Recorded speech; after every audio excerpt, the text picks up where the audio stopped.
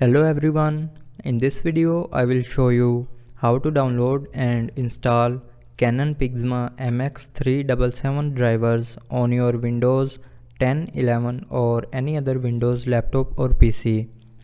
So follow every single step as I am showing you in this video.